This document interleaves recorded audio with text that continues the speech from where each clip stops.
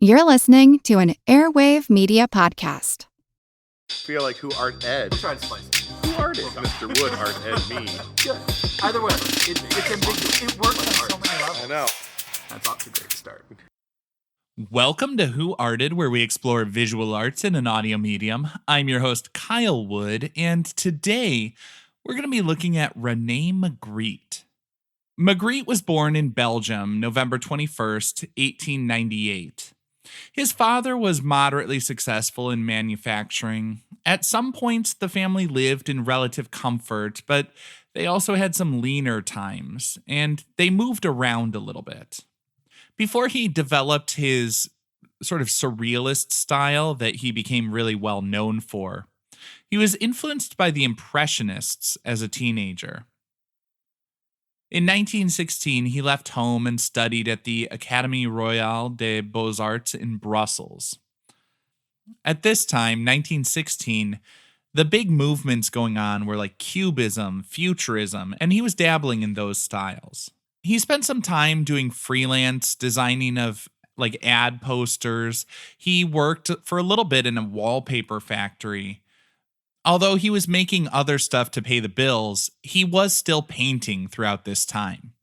In the 1920s, the Surrealist Movement was taking root, and he was captivated by it. This moved his work in a whole new direction. He started making these witty sort of paintings he became famous for. He was starting to gain some traction in the Surrealist circle, but in Belgium, his work wasn't all that well received. He had a one-man show in 1927, but it didn't go over well. Shortly after, he moved to France. While he's in France, he lives in the suburbs of Paris, and he starts hanging out with essentially like all the cool kids of the Surrealist movement. He's hanging out with Salvador Dali, Max Ernst, Juan Miró. It was around this time that he made one of his most famous works, The False Mirror, first painted in 1928. He made a couple of versions of it, and I talked about that in greater detail in the full episode I recorded with my friend Emily Fiedler. I'll link that in the show notes. For this mini episode, I want to talk a little bit about Son of Man. Harry Torxener, not sure if I got the pronunciation right on that, but he was Magritte's good friend. He was an advisor and a patron. He commissioned Rene Magritte to paint a self-portrait. The thing is, Magritte found it kind of hard to paint his own portrait. It's not that Magritte couldn't paint a face, it's that he just had a little trouble painting his own face. He described it as a problem of conscience. Ultimately, he came up with probably one of the greatest dodges for an artist struggling in their work. He painted a self-portrait with an apple in front of his face. The composition is as awkward as I imagine Magritte felt trying to paint his own portrait for someone else. I mean, just think about how weird it would be to give someone else a picture you painted of yourself. But in the Son of Man painting, which not everybody realizes, there's actually more than one. There is another version that's a little bit more in the impressionistic style with streaks of colors.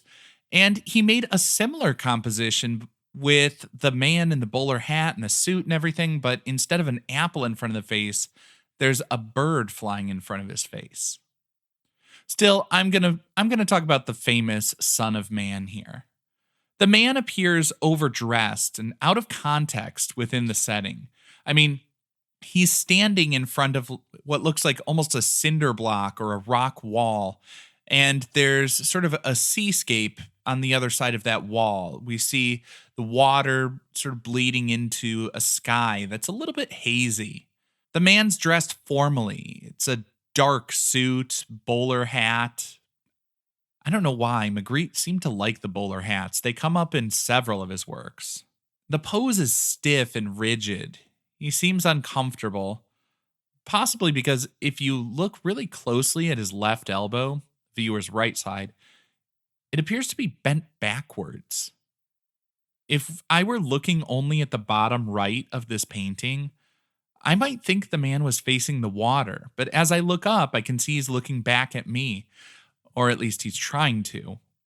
He has an apple hovering in front of his face, which, if I'm being honest, kind of irritates me. I want to see his full face, but I suppose it would probably be even more irritating to the man who sees nothing but an apple skin hovering in front of his face all the time.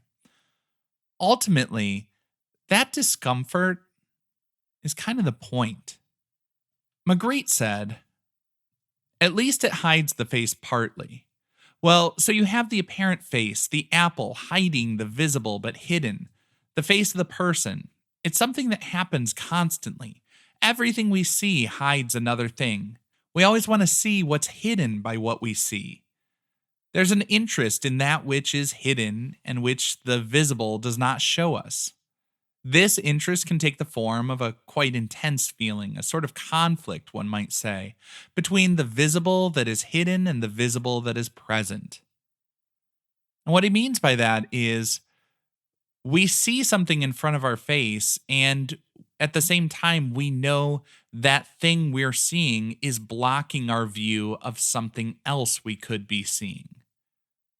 That's the kind of twisted, sort of circular logic that Rene Magritte liked to expose and pull apart and confront in his artwork. I also think there's something interesting, some would say telling, about the use of the apple to hide the face, along with his describing his struggle as, quote, a matter of conscience. There are those who talk about religious connections as the title is Son of Man. And that's also the way that Christians refer to Jesus. Further, while not directly spoken of in the Bible, the apple is often depicted as the forbidden fruit in visual representations of the Genesis story.